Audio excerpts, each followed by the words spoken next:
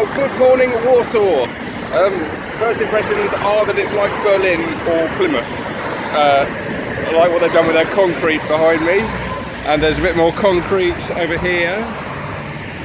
And yeah, hopefully it'll be a bit nicer in the old town. I'm going to have a nice walk down by the Vistula river. Love a new river. It goes through a big city, always interesting. So next up, I'm going to show you some shots of the river through the middle of Warsaw. Well, this is it. This is the Vistula. First impressions are mixed. There's an amazing building behind me. It's some kind of Polish Millennium Dome. And then down here, there's a kind of hideous heap of shit, basically.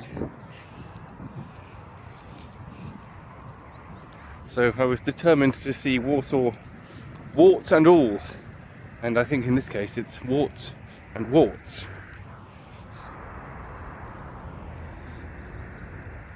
In some cities they actually have beaches by the river. Here they have a rubbish tip.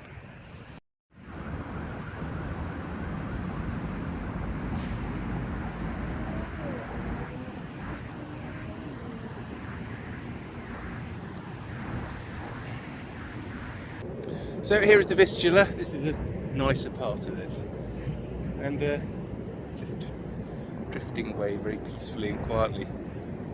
But this river is single-handedly responsible for some of the most horrific conflicts in the 20th century. It's the longest and largest river in Poland, and it had a major strategic part to play in the First World War, another war between the Poles and the Russians in the 1920s, and then again in the Second World War, where very famously the Red Army stopped on the banks of the Vistula and didn't help during the Warsaw Uprising in '44.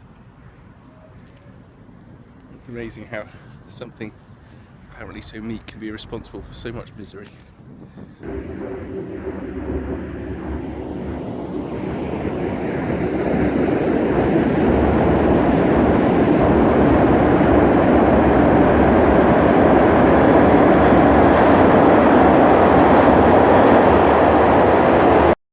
One of my favourite facts about the Vistula is that it connected Northern Europe, the Baltic, with the Black Sea, which meant that people could trade from Scandinavia all the way down as far as Egypt. And one of the things they used to trade down here was amber.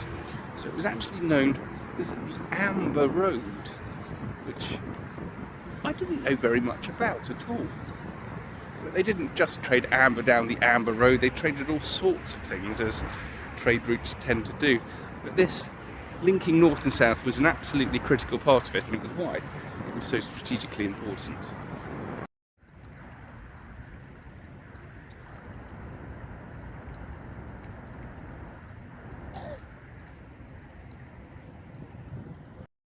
This is great. There's a big road that runs along here,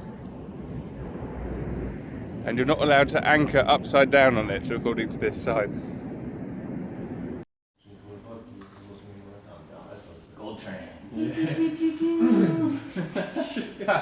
Alright, let me do something from above. Yeah, something from above. I mean, there's a limit how many, one bullet it is. You do the same. Maybe one side of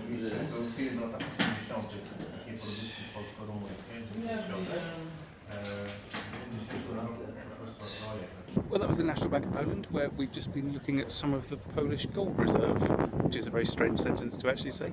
Not very much of it's actually here, most of it's in London, which is interesting.